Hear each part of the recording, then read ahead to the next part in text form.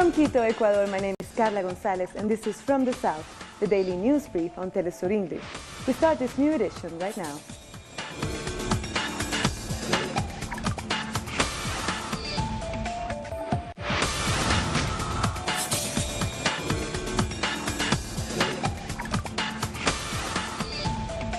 Protests have gone into a second night in Peru against the decision by President Pedro Pablo Kuczynski to grant a pardon to the former leader Alberto Fujimori.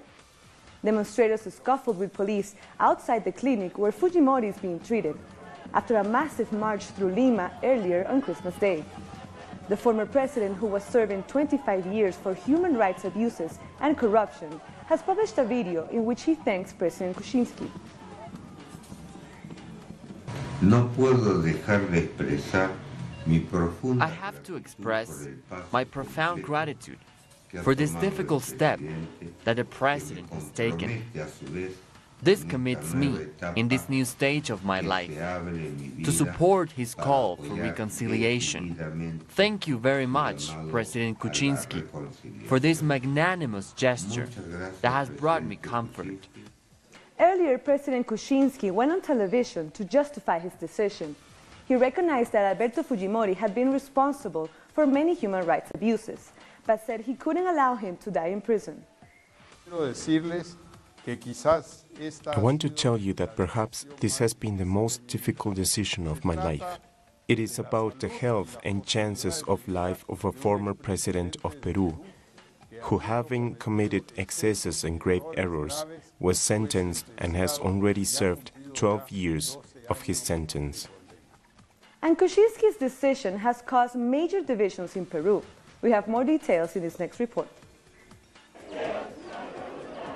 It was a last-minute call on social media after news that the former president, Alberto Fujimori, imprisoned for crimes against humanity, had been freed. Many citizens decided to leave their Christmas celebrations and come out to reject what they called a fraudulent pardon. This has taken us by surprise like a time bomb, because we didn't think he'd do it. He said he wouldn't pardon him. I'm totally outraged. It is shameful that we have such an utterly corrupt government, which sabotages us and ruins our holiday celebration with our families. This is clearly an under-the-table agreement between Fujimori supporters and our current government. I'm truly disappointed in the president, and I hope he changes his attitude. That's why I'm protesting here today.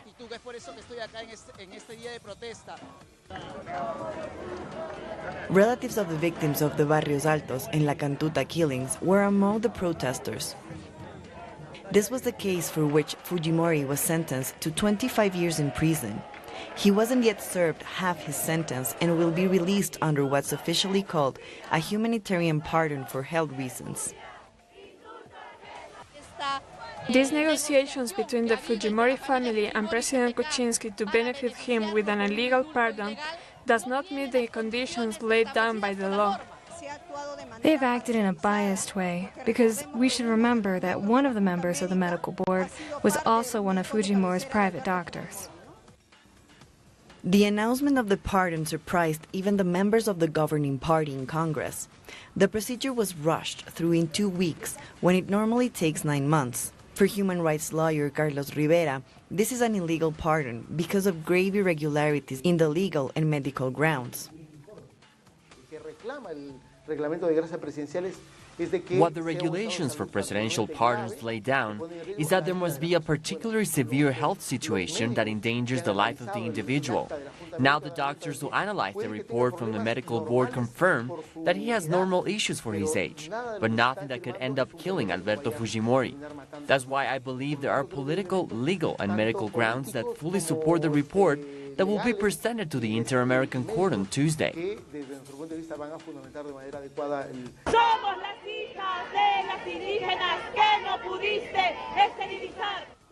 Human rights organizations and citizens in general trust that the International Court of Justice will hold the Peruvian state accountable and revoke the pardon given to Alberto Fujimori, because it was part of a political pact for impunity. Colombia's largest remaining guerrilla group, the ELN, has accused the government of breaking the terms of its truce. The National Liberation Army says it has withdrawn from the verification body meant to oversee the bilateral ceasefire, because of government intransigence. It said only 5 of the 45 cases referred to the body have been evaluated and accused the government of stepping up military operations in ELN areas. Last week, President Santos said he hoped to extend the bilateral ceasefire beyond its current conspiracy on January 9th. 21 sugar workers have been freed in northern Argentina after they were arrested during a protest last week. The sugar workers had occupied a bridge to demand unpaid wages and the rehiring of 400 SAC colleagues. At least 7 of the protesters were seriously injured when the police attacked them. The authorities said 4 other workers who were arrested should be released soon. Christmas has been a difficult time for Argentina's poor. The neoliberal policies imposed by President Mauricio Macri have caused a significant growth in poverty, and soup kitchens are struggling to cope with the increasing numbers seeking a decent meal. We have more details in the next report. Every day, social movements organize soup kitchens and mobilize on the streets of Argentina. Public protests seem to be the only way of getting the food they need to make a decent meal. We have a crisis in the soup kitchens. There are more kids and parents coming now. There's so much need. We don't have enough food for so many people. We cannot give them a good portion of food. We just don't have enough anymore. Workers in the social economy are staging intense days of protest and mobilization. They're demanding an end to layoffs and reject the pension and emergency laws that the current government is promoting and which affect the least privileged. We are very aware that without the strength of popular organization, the sectors who suffer most wouldn't be expressing themselves on the streets. It's going to be very difficult for the poor because all measures that are being taken are affecting the lives of the poor. To defend the rights already won isn't an easy task for the social movements after years of struggle. The government refuses to introduce a law of food emergency that would help to fight the desperate needs in poor neighborhoods. We think that reforms by the government will tend to flexibilize even more workers' conditions and increase unemployment in the country. The social movements accuse the government of Mauricio Macri of not having the will to pass the measure that would help to reduce hunger for thousands of Argentinians who are not able to spend a proper holiday. We'll be back very soon. Stay with us.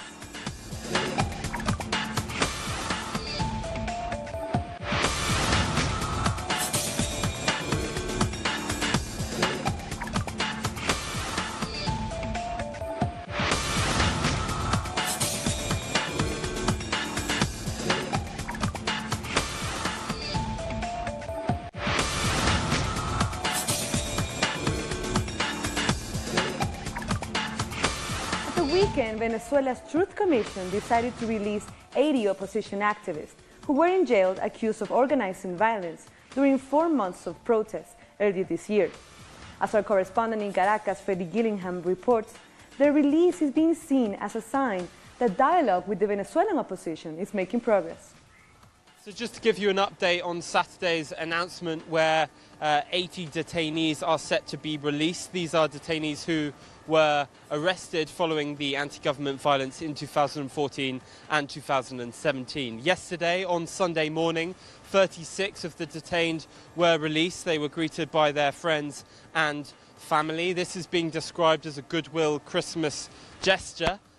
However, I think it's something much more than that. I think it really shows clarity that the dialogue between the opposition and the government is really moving forward and that they are finding democratic solutions to their problems. There is another set of dialogue which is scheduled for the 11th and 12th of January. The two sides will be meeting again in Santo Domingo, and let's hope that resolutions like we've seen over the weekend can continue. Thank you, and back to you in the studio. Thank you. That was Frederick Gillingham from Caracas. This year's hurricane season is finally over and has proven to be one of the most violent in recent history, ranking among the top 7 most active on record. Let's take a look back at the impact the hurricane season had on the Caribbean. A total of 10 hurricanes created havoc in the Caribbean region. 6 were major storms of Category 3 or higher, and 3 of those were Category 4 or higher when they made landfall. In September, Hurricane Irma hit the islands of Antigua, Barbuda, St. Martin, Anguilla, St. Kitts and Nevis, the U.S. Virgin Islands and the British Virgin Islands. Irma then moved on to Cuba, causing major damage. On the island of Barbuda, Hurricane Irma left complete devastation. An estimated 95% of structures were destroyed, 3 people were killed, and the island was left without power or communications, leaving no choice but to evacuate the entire population of approximately 2,000 residents. Prime Minister Gaston Brown estimated that reconstruction would cost some $200 million and could take several years. Brown spoke to Telesur's Jorge Gestoso, where he described the situation after the passage of Hurricane Irma on the island as a humanitarian crisis. It's a humanitarian crisis that is now consuming Antigua. As I said to you, Antigua got away unscathed, so it is business as usual in Antigua. But our sister island, Barbuda, that is 30 miles north of us, was just totally decimated to the extent that Barbuda today is a mangled wreck. Unfortunately, Barbuda will take some time to be fully rebuilt. Venezuela immediately sent 10 tons of supplies to the Caribbean islands of Antigua and Barbuda, in addition to a roster of rescue personnel. Brown thanked Venezuelan President Nicolas Maduro for his timely intervention during the hurricane, adding that he knew the Bolivarian nation would, quote, respond to the call of its Caribbean brothers. First of all, let me start by commending President Maduro and the government and people of the Bolivarian Republic of Venezuela. I have to admit that it is their timely intervention that would have helped to put us in the position that we're in today in terms of the response to Hurricane Irma. The U.S. and British Virgin Islands did not fare much better after Irma hit the island chains on September the 6th.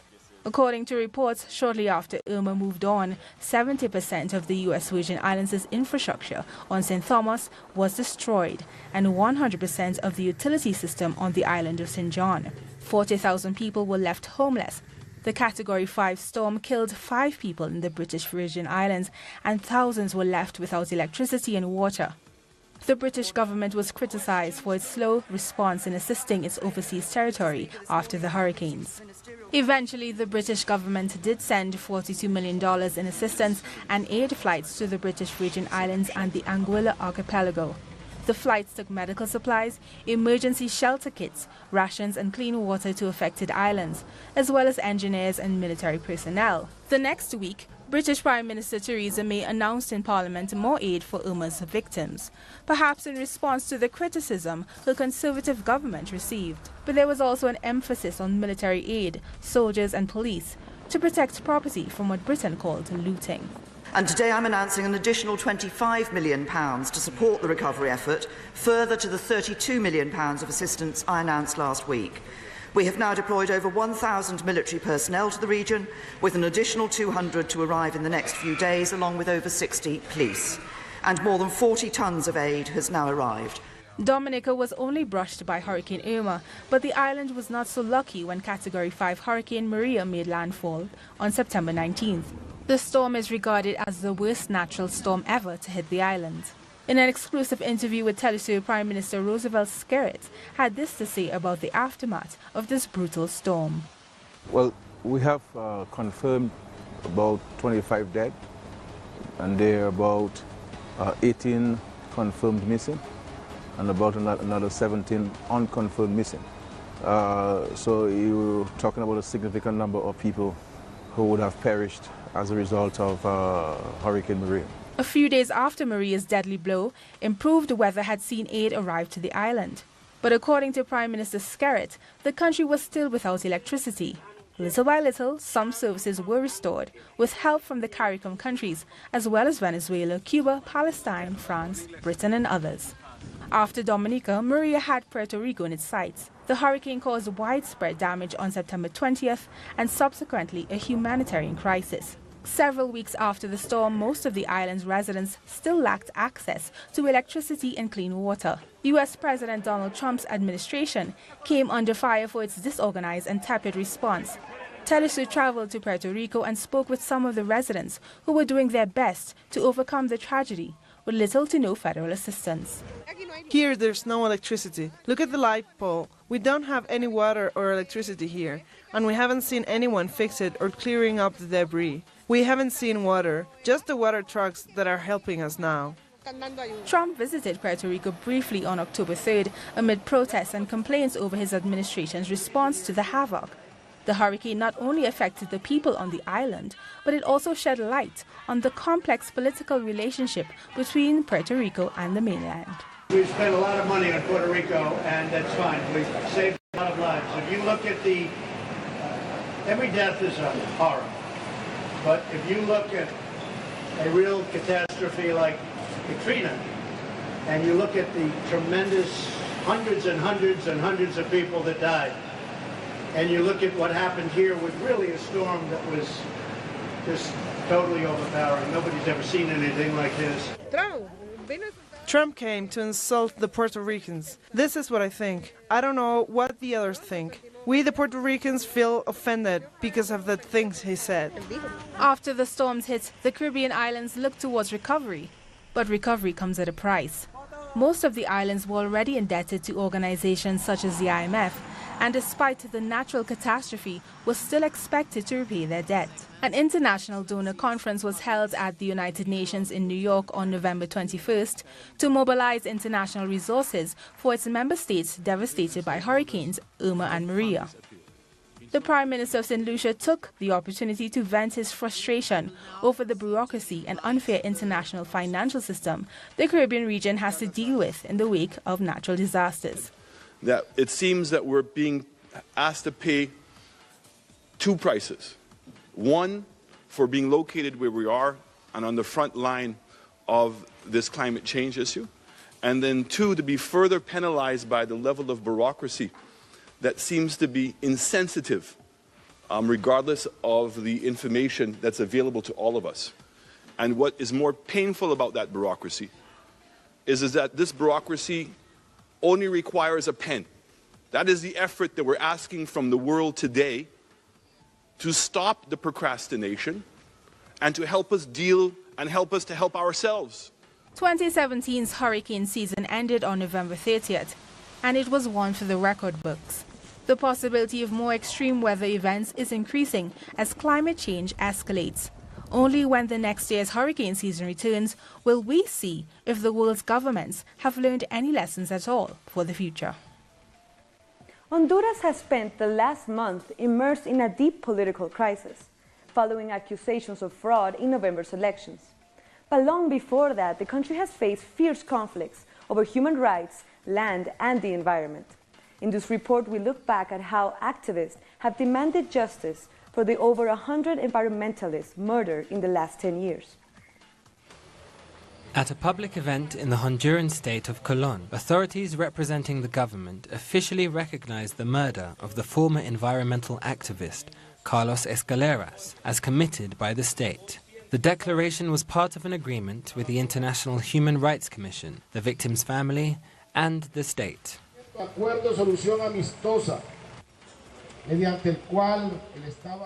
The state accepts the international responsibility for the violation of the guarantee to the right of life and the integrity of our fellow citizen, Carlos Escaleras.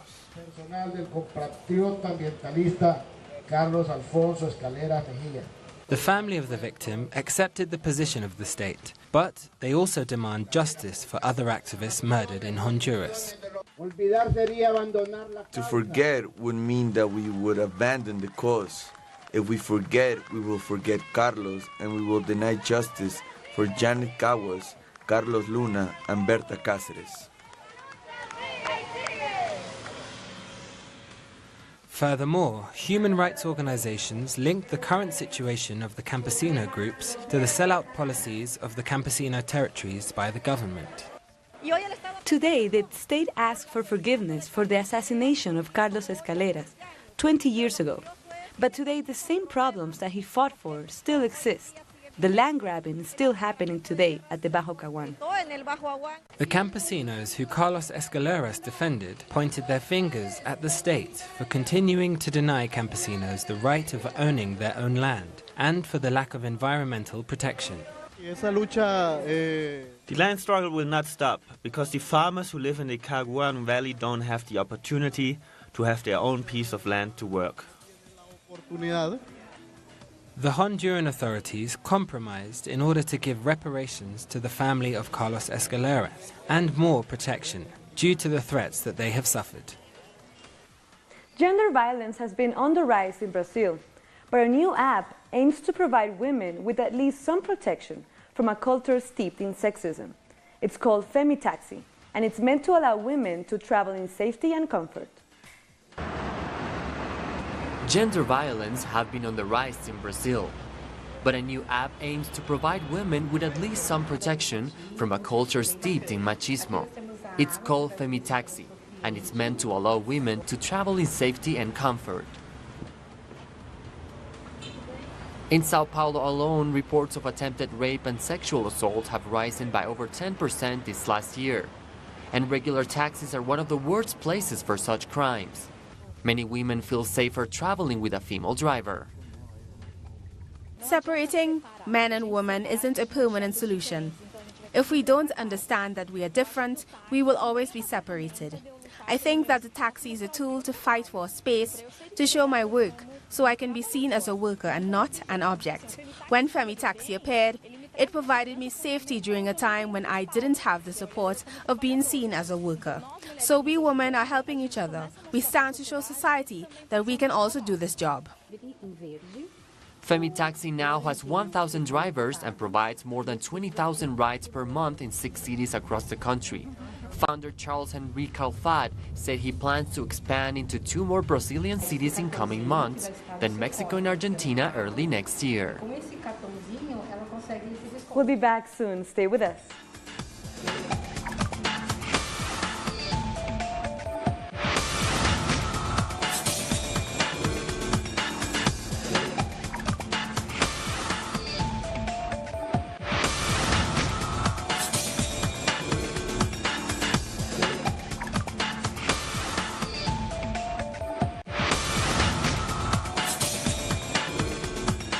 Now here are some other stories that are making headlines around the world. Liberians have gone to the polls to select either former international footballer George Weah or Vice President Joseph Boakai as their new president, in a vote that analysts say is too close to call. The vote was delayed by 7 weeks due to legal challenges against the country's electoral commission lodged by Boakai's party. Boakai said that he was confident in the electoral system, while Weah says he wants to send a message of stability. It's a great day because it's a test of democracy. We went in one time, there were 20 of us, now we reduced to 2. We have delayed, we've gone through the court process. This is what the process has produced. We're willing to live with it. A message of peace and stability for our country. Today, Liberians will make their choice. They will choose their leader. South Korean police have arrested the owner and the manager of a building where 29 people died in a fire on December 21st. The men are accused of multiple safety lapses, including blocked exits and malfunctioning sprinkler systems. If convicted of involuntary homicide, the pair, identified only as Lee and Kim, could face up to 5 years in prison or $16,000 in fines. The first round of the China, Afghanistan, Pakistan Foreign Ministers Dialogue was held in Beijing. The 3 countries have exchanged ideas on several topics, including political trust and reconciliation, development cooperation, and counterterrorism. China and Pakistan will look at extending their $57 billion China-Pakistan economic corridor to Afghanistan. The successful implementation of CPEC projects will serve as a model for enhancing connectivity and cooperation through similar projects with neighboring countries, including Afghanistan, Iran, and with Central and West Asia. Tropical storm Tembin has weakened while passing southern Vietnam and continues to lose strength as it headed westward, according to Vietnamese authorities. Nearly 1 million people were told to prepare for evacuation, and some 70,000 people were moved from low-lying areas to nearby schools. Tembin killed at least 240 people after passing through the Philippines. An Israeli court extended the custody of 3 Palestinian women on Monday who were detained after a viral video of an alleged assault on Israeli soldiers in the occupied West Bank. In the viral video, the footage shows the women approaching 2 Israeli soldiers before shoving, kicking and slapping them while filming on mobile phones. Scores of runners took part in the 19th annual Roast to Goose Digestion Run in Berlin, aiming to burn all the calories after all the holiday celebrations with the 10-kilometer run. Roast goose, which is not light on calories, is a traditional Christmas food in Germany, served with red cabbage, kale and potato dumplings. According to organizers, 220 people took part in the run. And Mexico's renowned nativity displays do of course recall the birth of Jesus, but they also celebrate the creativity of the craftsmen who designed them and draw on a rich mixture of indigenous and Spanish influences. We have more in the next report. According to the Catholic belief, it was San Francisco de Assis who introduced the nativity or Christmas display. Legend has it that people and animals were part of this representation, but today's craftsmen elaborate each piece with great artistic value. Local craft making is part of our cultural identity.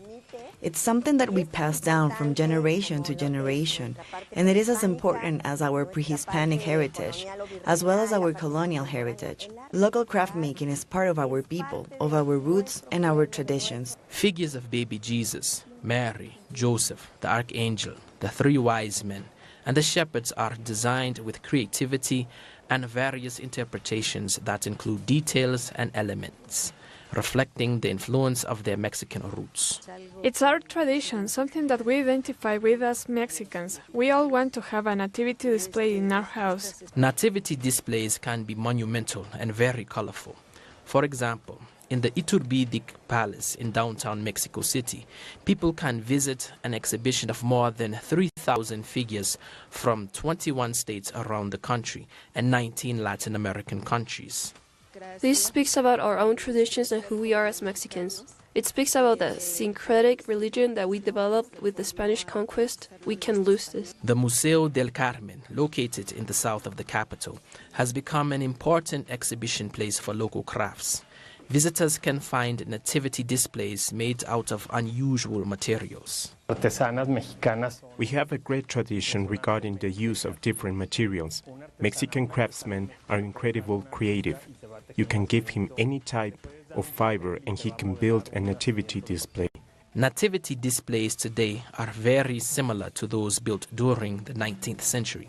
Their presence in Mexican homes bring families together and join them all the way until the end of the year.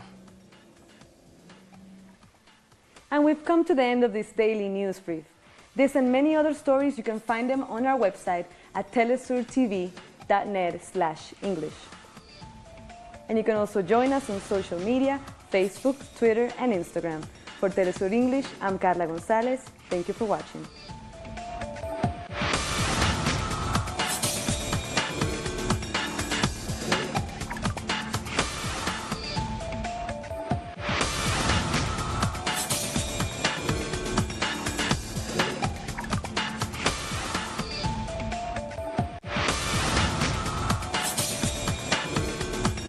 Pakistani journalist Tariq Ali examines the mass media influence promoted by imperialism. Get access to the analysis of the socio-economic and political life of the whole South America on our screen and platform in English. A critical place committed to the truth,